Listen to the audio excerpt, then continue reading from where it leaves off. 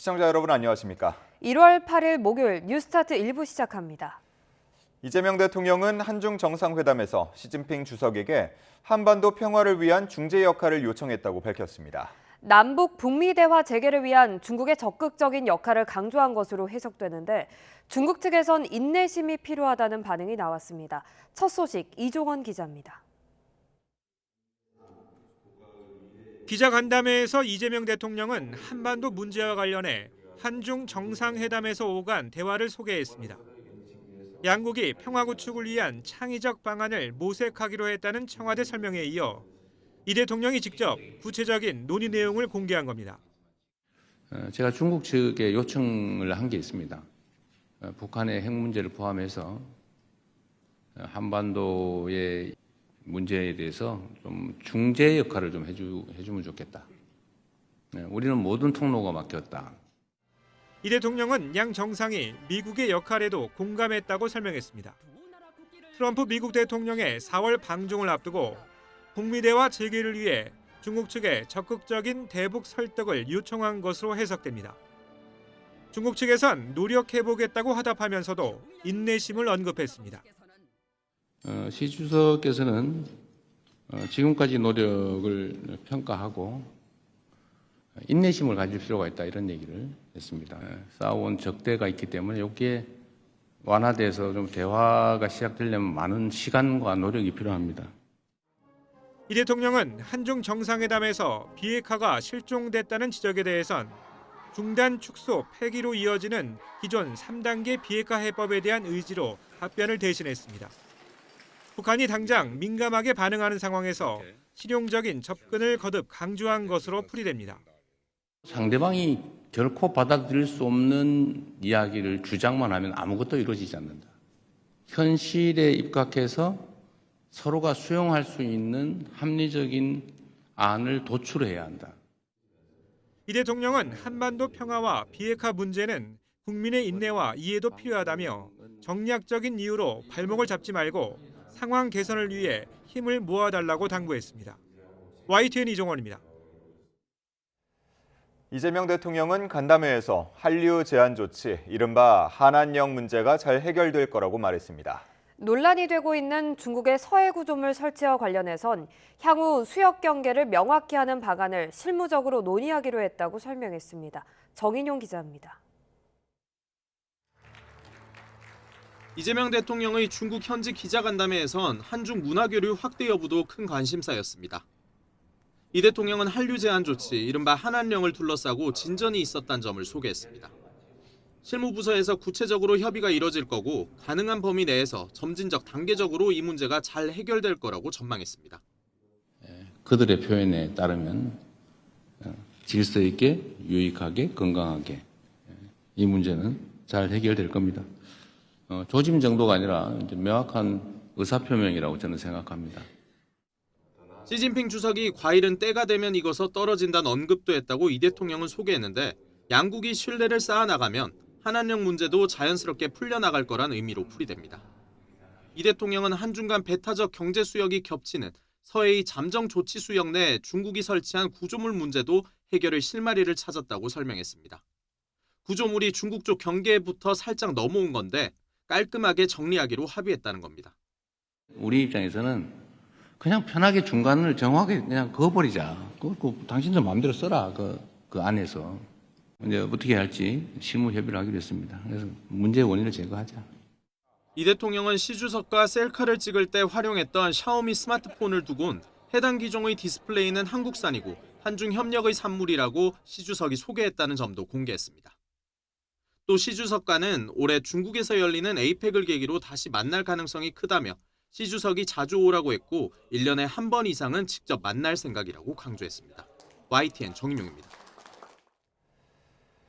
중국을 국빈 방문한 이재명 대통령은 한국의 벤처 스타트업 생태계가 중국의 거대한 혁신 창업 환경과 유기적으로 연결된다면 협력 시너지의 가능성은 무궁무진하다고 강조했습니다. 이 대통령은 어제 한중 벤처 스타트업 서밋 행사에서 과거 한국의 자본 기술과 중국의 토지 인력을 결합하는 방식으로 협력이 이루어졌지만 이제 새로운 차원의 협력이 필요하다며 이같이 말했습니다. 이어 한중 간에 훼손됐던 협력 관계를 다시 정상 궤도에 올려놓고 이에 더해 새로운 미래지향적 관계를 만드는 것이 이번 방중의 목표이기도 하다고 덧붙였습니다. 베네수엘라 마두로 정권을 축출한 트럼프 행정부가 베네수엘라 석유 통제에 속도를 내고 있습니다. 베네수엘라 석유를 운반하는 유조선 2척을 납포했고 미국이 베네수엘라 원유에 대한 무기한 통제와 판매에 나설 거라고 밝혔습니다. 그린란드 인수를 위한 구체적인 전략 수립에도 착수한 모습인데요. 워싱턴 연결합니다. 신윤정 특파원. 네, 워싱턴입니다. 네, 미국이 베네수엘라 원유를 실어나르는 유조선 2척을 납포했다고요? 네, 먼저 미군 유럽 사령부는 오늘 소셜미디어를 통해서 미국 제재 위반 혐의로 벨라 1호를 압류했다고 발표했습니다. 미 해안경비대의 추적 끝에 미 연방법원이 발부한 영장에 따라 북대서양에서 압류했다고 밝혔습니다. 벨라 1호는 국제 제재를 위반해 원유를 불법 운송하는 그림자 선단에 속해 있는데 이란에서 출발해 원유를 싣기 위해 베네수엘라로 들어가려다 미군 단속에 걸렸고 2주 넘는 추격전 끝에 아이슬란드와 스코틀랜드 사이 해역에서 납포됐습니다.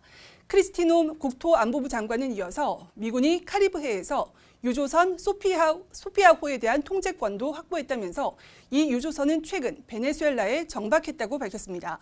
벨라 1호는 미 해안경비대 단속에 걸린 뒤 선체 측면에 러시아 국기를 그리고 러시아 국적으로 등록하면서 명칭을 마리네라호로 변경했는데요. 러시아는 이에 미국의 러시아 국적 선박 납포가 해적 행위라고 비난하면서 선언 가운데 포함된 러시아 국민에 대한 인도적인 대우를 요구했습니다. 트럼프 행정부가 이런 유조선 납포뿐만 아니라 구체적인 베네수엘라 석유 관리 계획까지 내놨다고요? 네, 그렇습니다. 마코 루비오 미국 국무부 장관은 베네수엘라의 원유 수출에 대한 이런 통제가 미국이 베네수엘라를 바꾸기 위해 쓸 수 있는 가장 강력한 지렛대라고 말했습니다. 그러면서 미국의 제재 때문에 수출길이 막힌 베네수엘라의 원유를 미국이 시장에 대신 팔고 그 수익을 베네수엘라 안정화에 사용하겠다고 밝혔는데요. 루비오 장관 발언 잠시 들어보시겠습니다. Take all the oil. They have oil that is stuck in Venezuela. They can't move it because of our quarantine and because it's sanctioned. We are going to take between 30 and 50 million barrels of oil.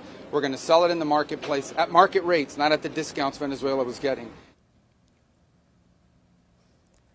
백악관도 베네수엘라 원유 확보가 트럼프 대통령과 베네수엘라 임시당국 간 이루어진 거래라고 설명을 했습니다. 캐롤라인 레빗 대변인은 이날 브리핑에서 베네수엘라가 넘기기로 합의한 원유가 곧 미국에 도착하기 시작할 것이라면서 미국 정부가 이미 베네수엘라 원유를 국제 시장에 내놓기 시작했다고 말했습니다. 또 수익금 배분의 합법성을 보장하기 위해서 수익금은 국제적으로 인정받는 은행에서 미국 정부가 통제하는 계좌로 결제하게 된다고 설명했습니다. 전날 밤 트럼프 대통령이 베네수엘라 과도 정부가 제재 대상이었던 고품질 원유 3천만에서 5천만 배럴을 미국에 인도할 것이라고 설명했는데 즉각 조치에 들어간 것으로 보입니다. 미국 트럼프 행정부의 에너지 정책을 총괄하는 크리스 라이트 에너지부 장관은 미국이 베네수엘라의 석유 산업을 장기간 통제할 것이라고 밝혔는데요. 앞으로 미국이 베네수엘라에서 생산되는 원유를 시장에서 무기한 판매할 것이라고 말했습니다. 트럼프 대통령은 현지 시간 오는 금요일 쉐브론과 코노코필립스, 엑손모빌 등 주요 석유 기업 경영자들과 만나 베네수엘라 원유 생산 방안 등을 논의할 것으로 알려졌습니다. 네, 미국이 베네수엘라에 이어서 눈독을 들이는 그린란드와 관련해서도 행동에 나선다고요? 네, 베네수엘라에서 군사적, 경제적 성과를 거둔 트럼프 행정부의 시선은 이제 북극의 전략적 요충지인 그린란드로 향하고 있습니다. 루비오 장관은 덴마크 자치령 그린란드 상황과 관련해서 다음 주에 덴마크와 만나 논의할 것이라고 말했는데요. 미국이 그린란드를 구매하려고 하느냐는 질문에 그건 애초부터 늘 트럼프 대통령의 의도였다면서 새로운 입장이 아니라고 설명했습니다. 트럼프 행정부가 국가 안보 차원에서 그린란드를 확보하려고 하고 있다는 건데 백악관은 이를 위한 군사적 수단도 배제하지 않고 있다는 입장을 재확인했습니다. 캐롤라인 레빗 백악관 대변인은 트럼프 대통령은 매우 공개적이고 분명하게 북극 지역에서 러시아와 중국의 공격적 행위를 억제하는 것이 미국의 이익에 부합한다고 밝혀왔다면서 선택지는 열려 있다고 말했습니다. 레빗 대변인의 말 잠시 들어보겠습니다. All options are always on the table for President Trump as he examines what's in the best interests of the United States. But I will just say that the president's first option always has been diplomacy. 이런 가운데 트럼프 대통령은 미국과 유럽의 서방 군사 동맹인 나토에 대해서 나토가 미국을 돕지 않더라도 우리는 항상 도울 것이라는 글을 소셜미디어에 올렸는데요. 그린란드에 대한 트럼프 행정부 움직임에 나토의 유럽 회원국들이 분노하고 있는 상황에서 나토를 무시하는 입장이 아니란 걸 표명하려는 게 아니냐는 해석이 나오고 있습니다. 지금까지 워싱턴에서 YTN 신윤정입니다. 미국이 베네수엘라 마두로 정권을 축출하면서 중국이 직격탄을 맞고 있습니다. 베네수엘라 석유라는 실리를 잃는 동시에 타이완에 대한 명분을 얻으면서 동북아 안보 전반에도 긴장이 높아졌습니다. 권영희 기자가 보도합니다. 베네수엘라는 약 3천억 배럴이 묻혀 있는 것으로 추정되는 세계 최대 원유 매장국입니다. 전 세계 원유 매장량의 17%에 달하는데 여기서 생산하는 원유 80%가 중국으로 수출됩니다. 중국은 베네수엘라 원유 전용 정제 설비까지 갖출 만큼 의존도가 높습니다. 미국이 베네수엘라 원유 수출을 통제하면 중국은 수급에 큰 타격을 입게 됩니다.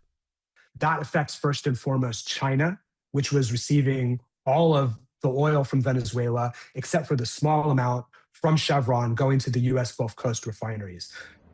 미국은 주권국가 정권을 군사력으로 교체하며 국제 질서의 기준선을 낮췄습니다. 중국은 이에 대해 즉각 반발했습니다. 这一行径严重违反国际法和国际关系基本准则，侵犯委内瑞拉主权。 그러나 실상은 다릅니다.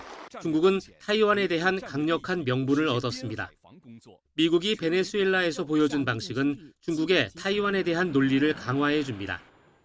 And it also sends this terrible message to President Xi that, you know, Taiwan's in your backyard. Go for it. 타이완 해협의 긴장이 높아지면 일본은 미군의 핵심 후방 기지로 직접적인 안보 부담을 떠안게 됩니다. 한국 역시 주한 미군과 한미 동맹을 둘러싼 선택의 압박에 직면할 가능성이 큽니다. 미국의 이번 결정은 중국의 석유라는 현실적 손실을 안겼지만 타이완을 거쳐 동북아 전체의 긴장을 높이고 있습니다. 그리고 동북아의 긴장이 높아지면 미국 역시 그 파장에서 자유로울 수 없습니다. YTN 권영입니다. 국민의힘 장동혁 대표가 12.3 비상계엄은 상황에 맞지 않는 잘못된 수단이었다고 공식 사과했습니다. 쇄신을 위해 당명 개정에 착수하겠다는 뜻도 밝혔는데 윤석열 절연 문제를 두고는 계엄 탄핵의 강을 건너겠다는 말로 우회적으로 의지를 밝혔습니다. 박광열 기자가 보도합니다. 당내외 압박 속에 예상보다 하루 일찍 쇄신안 카드를 꺼내든 국민의힘 장동혁 대표. 계엄으로 국민께 혼란과 불편을 드렸고 헌정 질서를 지켜온 당원에게도 상처가 됐다며 계엄은 잘못이라고 고개를 숙였습니다. 지난해 8월 취임 뒤 첫 공식 사과입니다. 비상계엄은 상황에 맞지 않는 잘못된 수단이었습니다. 그 책임을 무겁게 통감하고 이 점 국민 여러분께 깊이 사과드립니다. 관심을 끈 윤석열 절연 관련 직접적 언급은 없었는데 지도부 핵심 관계자는 과거의 잘못을 되풀이하지 않겠다. 계엄, 탄핵의 강을 건너자는 표현으로 윤석열 전 대통령과의 절연 의지를 드러낸 거라고 설명했습니다. 외연 확장을 위한 보관도 제시했습니다. 청년 의무공천제 도입과 공천비리 근절, 나아가 당명 개정도 추진하겠다고 강조했습니다. 쟁점인 지방선거 당심 민심 경선 룰을 두곤 지역과 대상에 따라 반영 비율을 조정하겠다며 당심 70%를 고집하지 않겠다는 뜻도 분명히 했습니다. 이기는 선거를 위해 폭넓게 정치 연대도 펼쳐 나가겠습니다. 이재명 정권의 독재를 막아내는 데 뜻을 같이 한다면 마음을 열고 이번 발표를 두고 오세훈 서울시장은 잘못된 과거를 끊어내고 변화의 시작을 선언한 데 대해 환영 입장을 밝혔고 박형준 부산시장도 고심 어린 결단에 박수를 보낸다고 적었습니다. 다만 당내 일각에선 기대에 미치지 못했다는 평가도 나왔습니다. 소장파 초재선 모임은 윤 전 대통령과 비상계엄을 옹호해온 정치 세력, 부정선거 음모론자와의 명확한 절연이 쇄신의 선결 조건이라며 내부 인테리어 수준이라고 평가절하했습니다. 한동훈 전 대표는 국민이 판단, 평가할 문제로 실천이 중요하다며 신중한 태도를 보였습니다. 내용에 대해서 부족하다고 보시는 분들도 많으신 것 같아요. 그렇지만 계엄을 극복해야 된다라는 건 분명히 맞는 말이에요. 실천하느냐, 이게 중요하다고 생각합니다.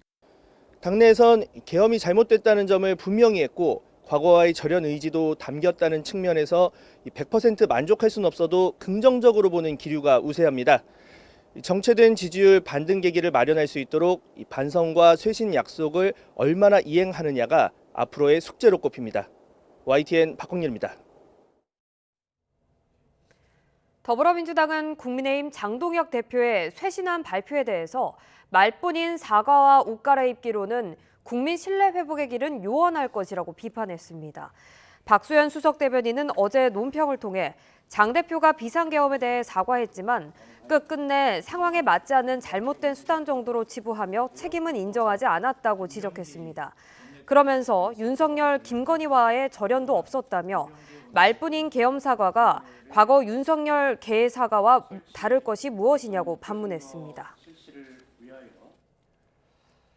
강선우 의원이 공천 대가로 1억 원을 수수했다는 의혹과 관련해 전달 창구로 지목된 강 의원의 전 사무국장이 경찰 조사에서 혐의를 부인했습니다. 자신은 돈을 받은 적 없다는 취지로 말한 것으로 전해졌는데 강 의원의 해명과는 달라 진실 공방이 벌어지는 모양새입니다. 정현우 기자가 보도합니다. 강선우 의원 지역구 사무국장으로 활동하던 A씨는 지난 2022년 김경 서울시의원으로부터 공천원금 1억 원을 전달받았다는 의혹을 받고 있습니다. 출국한 김 시의원 그리고 강 의원보다 먼저 경찰 소환 조사를 받게 됐는데 1억 받으신 거 맞습니까? 김경 시의원한테 2억 받고 보관하신 거 맞습니까? 15시간여 진행된 조사 과정에선 1억 원을 받거나 보관한 적도 없다며 혐의를 부인했던 것으로 파악됐습니다. 그동안 강 의원의 해명과는 배치되는 주장입니다. 강 의원은 최근 논란이 불거지자 자신은 A 사무국장으로부터 보고를 받아 해당 사실을 인지했으며 누차 반환을 지시했고 반환된 것을 확인했다고 설명했습니다. 강 의원은 2022년 4월 당시 민주당 공천관리위원회 간사였던 김병기 의원과 상의했을 때도 A 사무국장이 돈을 보관하고 있다는 취지로 말했습니다. 1억 이렇게 그 돈을 갖다가 받은 걸 지금 사무국장이 그러니까 보관하고 있었다는 거 아닙니까? 정말 그냥 아무 생각이 없었던 거죠, 정말. 여기에 금품을 제공한 것으로 의심받는 김경 서울시 의원은 공천을 대가로 그 누구에게도 금품을 제공한 사실이 없다는 입장을 밝혔는데 김병기 의원은 강 의원과 김 시의원이 돈을 주고받지 않은 걸로 들어 법적으로 문제가 되지 않는다고 판단했다고 말했습니다. 강선우 의원께서 그걸 갖다가 확인해 보니까 사무국장도 거기에서부터 클리어하대더라. 네네. 받지 않고 돌려줬다고 그러더라. 의혹 관련 인물들의 주장이 엇갈리면서 진실 공방으로 번지는 모습입니다.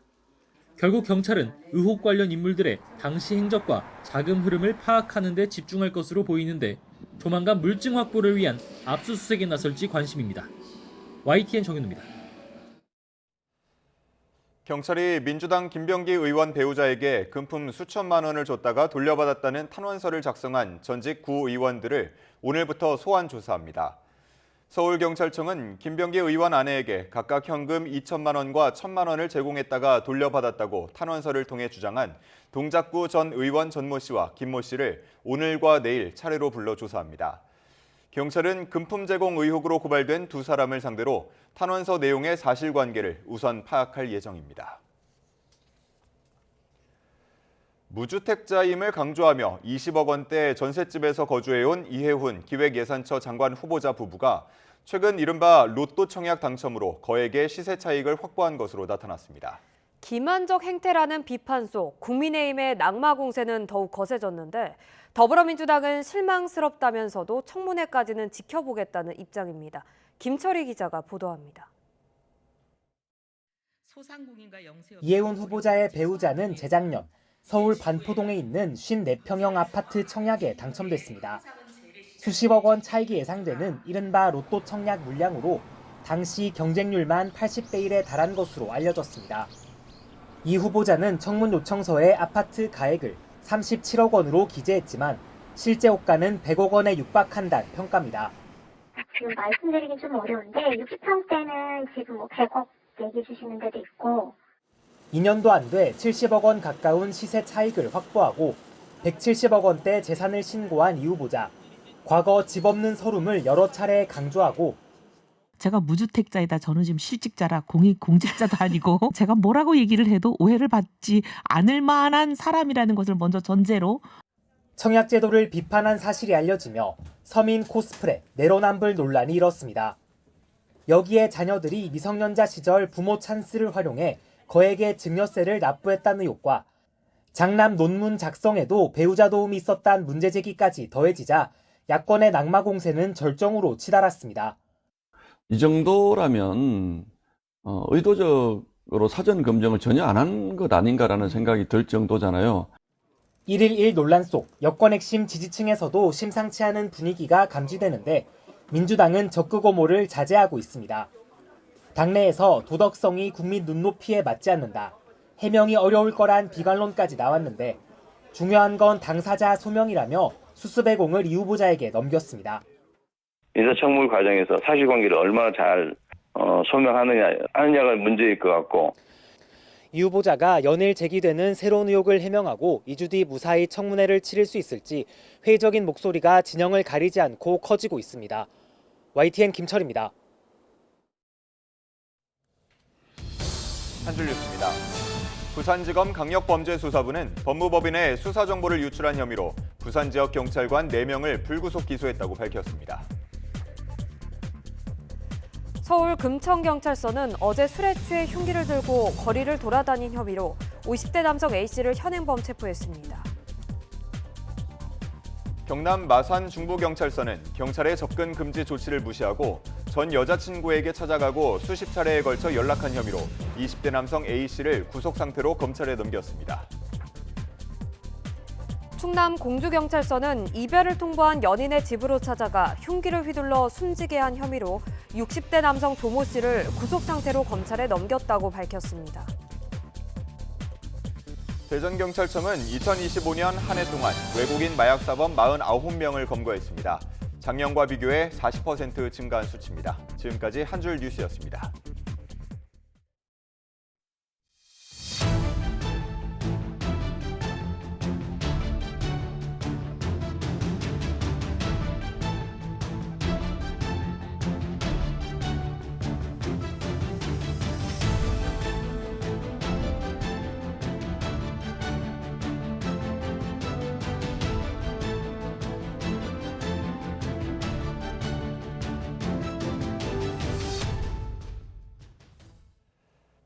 윤석열 전 대통령의 내란 우두머리 혐의 1심 재판이 내일 마무리됩니다.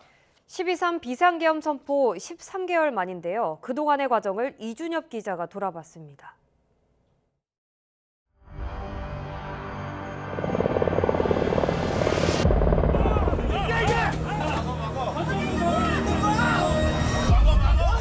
그날 밤 예고 없이 45년 만에 비상계엄이 선포됐습니다. 이 비상계엄을 통해 망국의 나락으로 떨어지고 있는 자유 대한민국을 재건하고 지켜낼 것입니다. 국회에서 2시간 반 만에 계엄은 해제됐지만 계엄의 불법성에 대한 지적이 이어지며 수사기관들은 제각각 수사에 뛰어들었습니다. 비상계엄 특별수사본부는 이번 국가적인 중대 사건에 대하여 어떠한 의혹도 남지 않도록 모든 노력을 다할 것입니다. 고위공직자 범죄수사처가 주도권을 쥐게 되고 2번의 시도 끝에 윤석열 전 대통령이 체포됐습니다. 윤 전 대통령은 현직 대통령 최초로 구속 기소됐지만 52일 뒤에는 구속기간 만료 이후 재판에 넘겼다는 이유로 구속이 취소되기도 했습니다.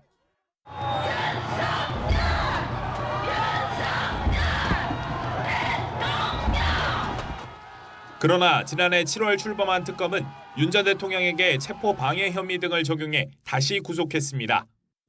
직권남용 권리행사 방해죄 등으로 서울중앙지법에 구속영장을 청구하였습니다. 이후 석 달 넘게 재판도 특검 조사도 거부하던 윤 전 대통령은 핵심 증인인 곽종근 전 특수전사령관의 증인 신문부터 갑자기 법정에 모습을 드러냈습니다. 직접 신문에 나서면서 증인과 때론 언쟁도 벌였습니다. 피고인 부하에게 책임을 전가하시는 건 아니죠? 아니, 그 얘기를 하는 게 지금 아니에요. 윤 전 대통령은 재판 시작부터 내내 평화적인 대국민 메시지 계엄이라는 주장을 거듭해왔습니다. 내일 검찰 구형이 이뤄지며 모든 변론 절차가 마무리되면 다음 달 중순쯤 이 같은 주장에 대한 법원의 첫 판단이 나올 전망입니다. 이보다 앞서 오는 16일엔 체포방해 혐의 1심 선고가 먼저 내려질 예정입니다. YTN 이준엽입니다. 윤석열 전 대통령의 내란 우두머리 혐의 재판에서 공소장 변경과 관련해 내란 특검과 변호인단의 공방이 벌어졌습니다. 특검은 공소 제기 이후 현재까지 진행된 증거조사 결과와 공판 단계에서 압수한 추가 증거 등을 반영했다며 공소 사실의 사실관계는 같다고 설명했습니다. 반면 윤 전 대통령 측은 범행 시기, 내용, 방법, 범위 등에서 공소 사실의 동일성이 전혀 없다며 공소장이 변경된다면 방어권 행사를 위해 재판을 처음부터 다시 해야 한다고 주장했습니다. 양측의 의견을 들은 재판부는 변경된 내용은 특검에서 기존에 했던 주장을 보완하고 상세히 설명한 것으로 기본적인 사실관계의 동일성이 인정된다며 공소장 변경 신청을 허가했습니다. 얼마 전 한 경찰관이 고속도로에서 교통사고 현장을 수습하다가 졸음운전 차량에 치여 순직하는 안타까운 사고가 있었는데요. YTN이 관계 기관들의 사고 대응 매뉴얼과 아직 공개되지 않은 사고 영상을 확보했는데 짚어봐야 할 부분들이 많았습니다. 김민성 기자의 단독 보도입니다. 참사의 시작은 음주운전이었습니다. 면허 취소 수준의 음주운전자 차량이 고속도로 한복판에 서 있었고 이걸 다른 승용차가 들이받으면서 발생한 1차 사고. 곧바로 출동한 구급대원 등 현장 출동 인력이 상황을 정리 중입니다. 그런데 빠른 속도로 달려온 SUV가 음주 차량을 그대로 튕겨냅니다. 수습 중이던 사고 현장이 순식간에 아수라장이 됐습니다. 사고 구간의 제한 속도는 시속 110km. 당시 크루즈 모드로 운행 중이던 SUV의 속도는 그 이상이었습니다. 게다가 운전자는 경찰의 졸음운전이었다고 진술했습니다. 그때부터 삑 소리 나면서 펑 터지는 소리가 나더라고요. 일단 머리부터 감싸고 옆으로 숙였는데 첫 번째 사고 이후 두 번째 사고가 벌어지기까지 약 30분. 그 사이 현장 대처는 어땠을까? 경찰과 도로공사, 소방은 각각 자체 매뉴얼을 마련해 사고 현장에 적용하고 있습니다. 세 개 기관 모두 고속도로 사고 수습 현장을 지키는 완충지대 확보를 최우선으로 강조합니다. 이른바 방호구역입니다. 사고 현장 앞쪽으로 출동 차량을 대각으로 주차해 수습 현장의 활동 범위를 확보하고 LED 장치 등으로 뒤에 오는 차들의 정차나 서행을 유도하는 방식입니다. 서울 방향 본선과 램프 모두 3개 차로로 구성된 사고 구간. 본선 2개 차로에 걸쳐 사고차들이 서 있는 와중에 긴급 차량 대부분이 갓길에 있었습니다. 추가 사고 방지를 위해 2차로를 막고 있던 도로공사 차량 한 대뿐. 그마저도 사고 지점에서 그리 멀지 않은 곳에 있었습니다. SUV가 음주 차량을 들이받기까지 1차로 후방에서 달려오는 차량의 속도나 방향을 바꿀 직접적 방호 수단이 현장에 없었습니다. 고속도로 점선 한 칸의 간격이 20m인 점을 고려하면 LED 경고등도 사고 장소로부터 뒤쪽으로 100m가 채 안 되는 곳에 설치됐습니다. 그마저 맨 뒤 하나가 2차 사고 2분 전, 그러니까 참사 직전에 원인 모를 이유로 꺼져버린 탓에 안전거리는 더 짧아졌습니다. 매뉴얼은 이제 원칙인 거고 현장에서 이제 판단해가지고 이 원칙을 바탕으로 판단하는 거라는 거는 이틀 뒤 서해안 고속도로 사고 구간에서 촬영된 다른 사고 현장과 문제 2차 사고 현장을 비교해봐도 그 대비 태세가 사뭇 다릅니다. 결국 2차 사고로 이어지면서 경찰관과 견인차 기사가 숨지고 현장 구조 활동을 하던 구급대원 2명 등 9명이 다치는 참사가 빚어졌습니다. 출동 기관들은 당시 현장에서 매뉴얼이 정상 작동됐는지 또 개선할 점은 없는지 검토하고 있습니다. 앞서 순직 경찰관 빈소를 찾았던 윤호중 행정안전부 장관은 빈발하는 2차 사고 방지를 위해 경찰, 한국도로공사 등과 협의해 사고 대응 매뉴얼을 개선하겠다고 말했습니다. YTN 김민석입니다. 종강역 근처에서 택시를 몰다가 사상자 14명을 낸 혐의를 받는 택시 운전자에게서 문제의 약물이 검출되지 않은 것으로 파악됐습니다. 서울경찰청은 70대 A씨에 대한 약물 정밀 검사 결과 마약류 관리법상 약물 성분이 모두 음성으로 판정됐다는 국립과학수사연구원의 통보를 받았습니다. 이에 따라 경찰은 A씨에게서 약물 운전 혐의를 제외할 방침입니다. 지금까지 사건 사고 소식 살펴봤습니다.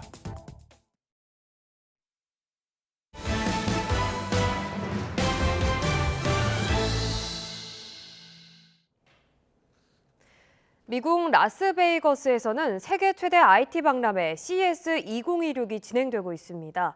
피지컬 AI 열풍 속에 인공지능을 존재하게 하는 에너지 인프라 기업들도 두각을 나타내고 있습니다. 박람회 현장에서 박기환 기자가 취재했습니다. CES 2026의 막이 오르자 미국 라스베이거스 컨벤션 센터로 수천 명의 인파가 몰려듭니다. 올해도 메인 전시장 입구에 위치한 LG전자가 관람객들을 맞이했지만 단독 전시관을 차려 독립한 옛 삼성전자 자리는 중국 업체들이 차지했습니다. 올해 CES의 가장 큰 화두는 피지컬 AI. 인공지능을 살아 숨쉬게 하는 또 다른 주역인 전력과 인프라 기업들도 대거 출동했습니다. 첫 출사표를 던진 한국전력은 송변전 시설에 문제가 없는지 AI가 진단하는 신기술을 들고 나왔습니다.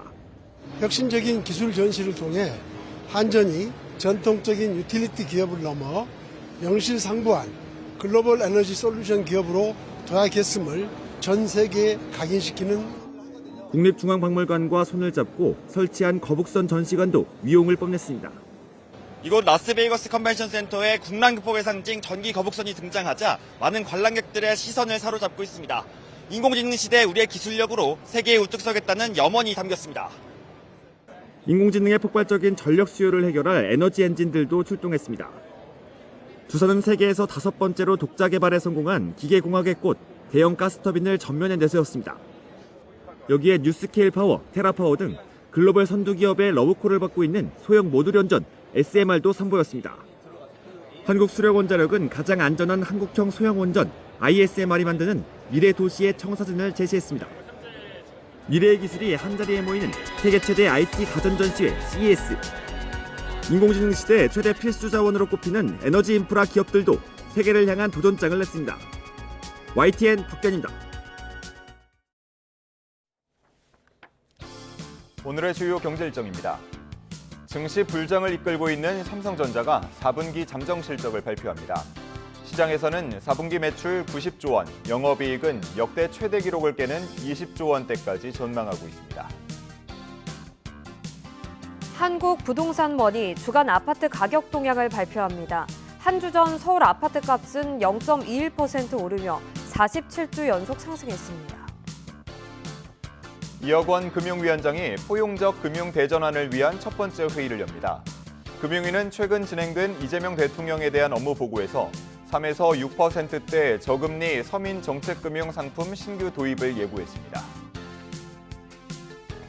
국민 생선 고등어 가격이 고공행진하고 있는데요. 정부가 오늘부터 대형마트에서 고등어를 30%에서 최대 60% 할인하는 행사를 지원합니다. 수입산 고등어 한 손 소매 가격은 지난달 평균 1,363원으로 10,000원을 넘어섰습니다. 1년간 29% 정도 올랐습니다. 고 안성기 배우가 내일 5일장을 마치고 영면에 듭니다. 명동 성당에서 장례미사가 열려 국민 배우의 마지막 길을 배웅합니다. 김승원 기자가 보도합니다. 조문객을 맞은 국민 배우의 얼굴은 1987년 35살 청년의 모습이었습니다. 생전 고인이 가장 아꼈던 사진입니다. 안성기 배우의 빈소에는 영화계 동료와 후배들은 물론 각계 인사들의 발길이 이어졌습니다. 참 좋은 친구예요. 아주 좋은 친구예요. 성기야, 또 만나자.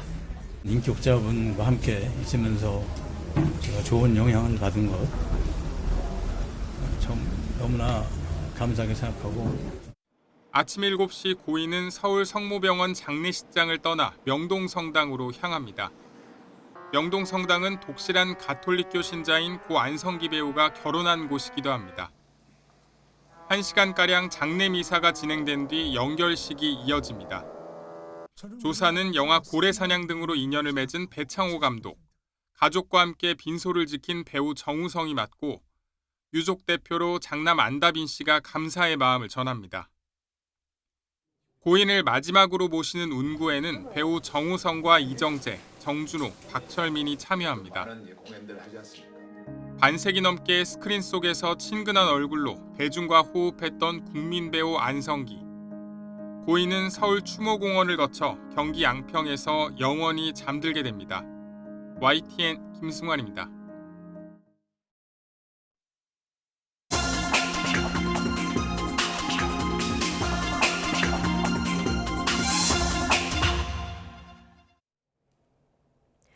오늘의 글로벌 픽입니다. 지난해 한국인 대학생 사망 사건을 계기로 충격적인 실체가 드러났던 캄보디아 범죄단지의 천지 회장이 2달여 만에 체포됐습니다. 미국에서도 기소돼 있는데요. 캄보디아 정부는 천지를 중국으로 송환했습니다. 신호 기자가 보도합니다. 캄보디아 전역에 범죄 단지를 세우고 투자 사기와 각종 온라인 사기를 저지른 혐의를 받는 프린스 그룹의 천즈 회장. 미 법무부 공소장을 보면 인신매매와 고문에 직접 관여한 정황도 담겨 있습니다. 프린스 그룹 관계자가 문제를 일으킨 사람을 때려도 되는지 묻자 천즈가 승인하며 죽지 않을 정도로 때리라고 지시했다고 적시됐습니다. 자산 88조 원, 30여 개국에서 사업체 100여 개를 거느릴 만큼 다국적 범죄 조직으로 몸집을 불렸다가 지난해 10월 한국인 대학생 고문 사망 사건으로 충격적 실체가 드러났습니다. 그때 갔던 사무실에 한국인 12명 있었는데 한 8명 정도는 다리를 쳐요. 아마 맞아서 그러지 않을까요? 정기 고문하고 스캔해요. 수사가 시작될 무렵 종적을 감췄던 천즈 회장이 2달여 만에 캄보디아 당국에 체포됐다고 AFP와 로이터 통신이 보도했습니다. 캄보디아 내무부는 성명에서 중국 국적자인 천즈와 휘지량, 샤오지우 등 3명을 체포해 중국으로 송환했다고 밝혔습니다. 중국 당국의 요청에 따라 몇 달간 공동 수사했고 지난 6일 체포 작전을 벌였다고 설명했는데 그동안 중국 정보당국과 천즈의 연계 의혹도 제기돼 왔습니다. 천즈 회장은 미국에서도 기소돼 있고 유럽과 우리나라에서도 제재 대상 명단에 이름을 올렸습니다. AFP 통신은 천즈에 대한 미 법무부의 공소장을 토대로 유죄가 확정될 경우 미국에선 최대 40년형을 받을 수 있다고 보도했습니다. 앞서 미 법무부는 천즈가 보유해온 150억 달러, 우리 돈 21조 원 상당의 비트코인을 압류하기도 했습니다. 프린스 그룹은 불법 활동 연루 주장을 거부한다면서 오히려 불법적인 자산 압류를 정당화하려는 것이라며 혐의를 부인했습니다. YTN 신호입니다. 이스라엘에서 징집에 항의하는 초정통파 유대교도 하레디 시위대를 향해 버스가 돌진해 사상자가 나왔습니다. 현지 시각 6일 저녁 하레디 수만 명이 예루살렘에 모여 시위를 벌이던 도중 버스 한 대가 교차로로 돌진해 10대 1명이 숨지고 3명이 다쳤습니다. 숨진 소녀는 유대교 신학생인 것으로 알려졌는데 버스 운전사는 경찰 조사에서 소년을 치기 전 시위대의 공격을 받았다고 진술했습니다. 이스라엘은 가자지구 전쟁 장기화로 병력이 부족해지자 초정통파 유대교도까지 징집하기 시작했지만 여전히 반발이 적지 않아 갈등을 빚고 있습니다.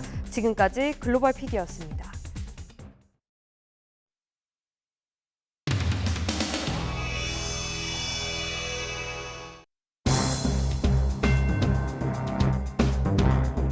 공천 뇌물 사태의 키맨인 김경 서울시 의원이 경찰 수사가 시작되자마자 미국으로 출국했습니다. 경찰에서는 핵심 키맨을 출국 금지도 시키지 않고 내버려 둔 것입니다. 한없이 느려지고 무뎌지는 경찰의 칼로는 결코 권력형 범죄를 수사할 수 없습니다. 황금 시간대가 흘러감에도 불구하고 수사가 지체되는 동안 그들끼리 어떠한 진술을 어떻게 조작하고 맞췄는지, 그리고 증거를 어떻게 조작했는지 알 길이 없는 상황입니다. 그래서 이 김병기 포함해서 김경, 강선우에 대한 신속한 신병 확보, 구속 수사가 필요하다고 생각합니다. 정치는 국민의 신뢰가 무너지면 한 발자국도 나갈 수 없습니다. 그 가장 기본적인 원칙을 다시금 마음에 깊이 새깁니다. 마음에 깊이 새깁니다.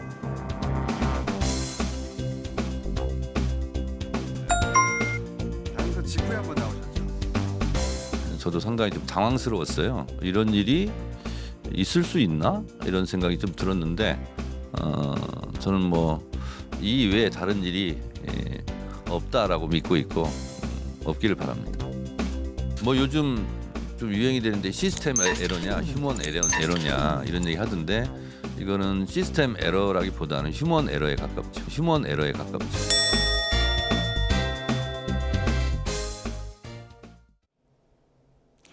밤사이 강한 한기가 몰려왔습니다. 기온이 10도 이상 크게 떨어졌는데요. 현재 서울 일부 지역을 포함해 중부지방 또 경북 곳곳에 한파주의보가 내려져 있습니다. 하루 사이 기온이 크게 떨어진 만큼 옷차림 더욱 따뜻하게 하고 나오셔야겠습니다. 오늘 전국이 대체로 맑겠고 제주 산간과 전남 서해안에는 약한 빗방울이나 눈이 떨어질 수 있겠습니다. 서울 등 일부 수도권과 동쪽을 중심으로는 대기가 무척 건조한데요. 바람도 강해서 불씨 관리를 철저히 하셔야겠습니다. 이 시각 서울의 기온이 영하 6.7도, 안동도 영하 6.7도 보이고 있고요. 춘천은 영하 10도 가까이 떨어지는 등 특히 중부를 중심으로 기온이 크게 떨어져 있습니다. 낮 기온도 서울이 영하 1도, 대구 0도, 부산은 3도에 그치겠습니다. 강추위는 다음 주 초중반까지 길게 이어지겠고 내일 오후부터 주말 사이에는 중부와 일부 남부지방에 눈이나 비가 내릴 전망입니다. 날씨였습니다. 이상으로 뉴스타트 1부 마칩니다. 잠시 후 2부가 이어집니다. 시청해주신 여러분 고맙습니다.